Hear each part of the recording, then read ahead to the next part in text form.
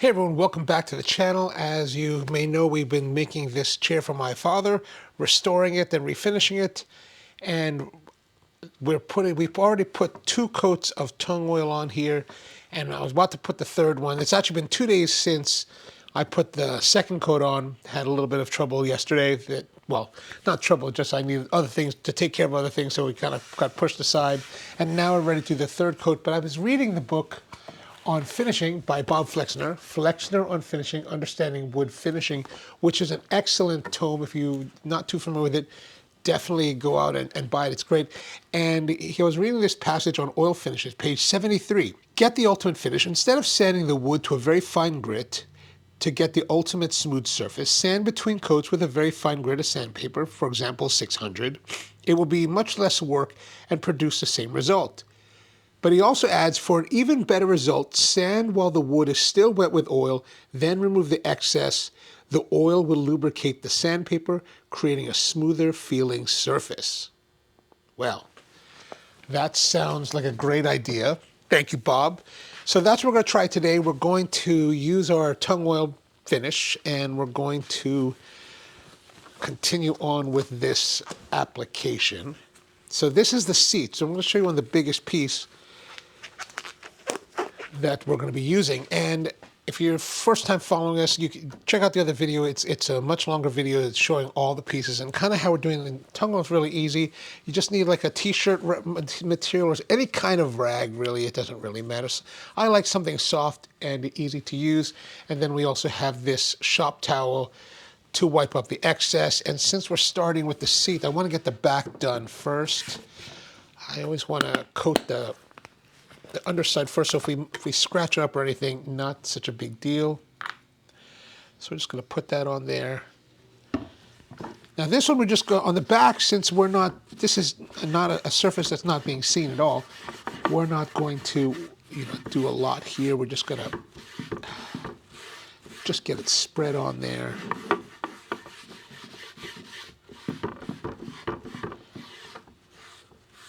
This stuff is very thirsty.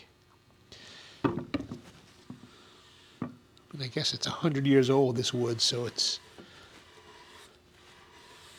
like it really is.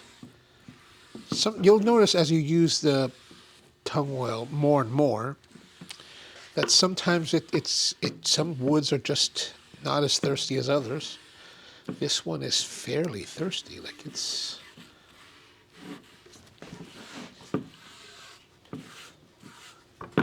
And as you can see, I'm putting on a pretty thick. Again, with tung oil, you don't have to worry so much about putting it on thin. You can put it on thick. You just don't want to let it, leave it on there for too long, like dry up like a day or something like that. So in about 10, 15 minutes, you come back and wipe off the excess. Just let the wood do its thing. Let the wood take as much as it wants of the tung oil. Okay, I'm going to add a little bit to the edge. Okay, now we're going to do with what Bob is saying. So what we're going to do is we're going to add the tung oil pretty thickly, and then I'm going to take the 600 grit sandpaper. This is the Festool Granat Soft. They're spongy roll abrasive. Really great stuff. I use it really mostly for this purpose. So there we go, quite a bit there. And now we're just going to let it spread out. I'm going to let it get pretty thick. I think the idea is that you use the tung oil kind of as a lubricant with your sandpaper. Yeah, you can see here it's spreading fairly well. Actually, this side has better coating than the other side because it seems to spread a lot easier. It's also a much finer finished surface, so there's also that. Okay, now we've got that done. Now we're going to take our abrasive, and we're just going to go. It does stick a little bit because the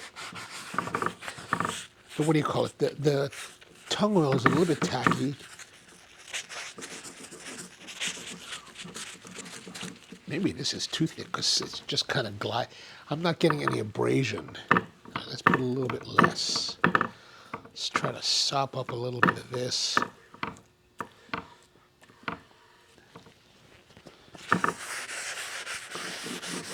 Yeah, you can hear it, so you want to have a little bit of abrasion. Oh, it's sticky. It's just getting that suction down, right?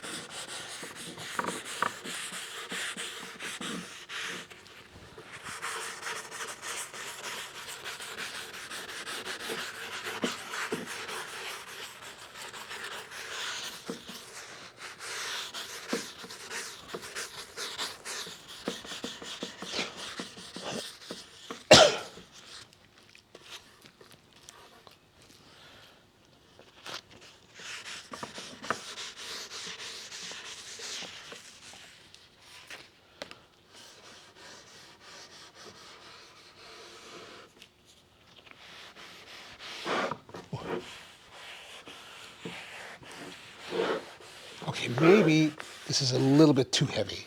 Don't be too liberal. Just put like maybe a normal amount. I did put a little bit extra on there because I thought it would be better, but if you put too much, it does make it glide too much. And actually, I don't know if you can see this on camera, but I can kind of see particulate matter, or what looks like particulate matter in the oil, which means that it is doing something. So I think the idea is that as you sand the surface and smoothen it, the sawdust that's normally formed is kind of filling in. I think that's kind of the idea behind it. All right. I think we can let that soak for just a little while. Or no, actually, let's see what it looks like. Take our cloth. And now we're just going to wipe it up.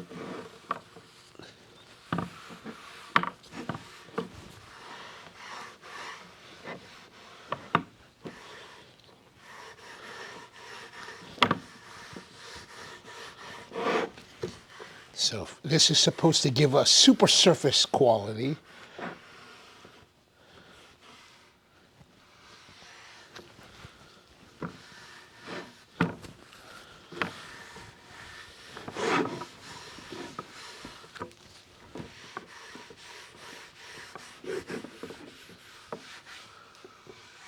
That's a lot of. I really did put too much. Okay, let's just wipe off the excess of that on the bottom.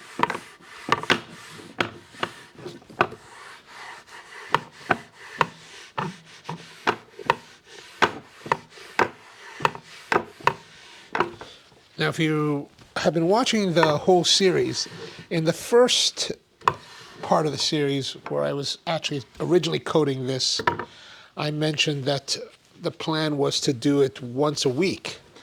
But as I've been reading more Flexner's thoughts, it turns out you don't necessarily, full cure is a week, but you want to wait at least a day. This will be the first project that I've done where we're adding multiple layers in this kind of rapid fire succession. So we're going to see what this turns out and how it looks. So does this make much of a difference?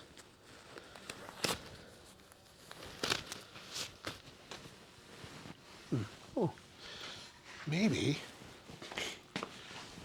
If I compare that to, let's say, this back, that's really smooth. Is that smoother? I don't know, it feels a little bit tacky still. Well, I don't know. But that's the technique, I think, from Bob Flexner. I'm going to do the rest of the pieces, but I'm not going to hold you to that because, there's not much excitement to see in this part of it.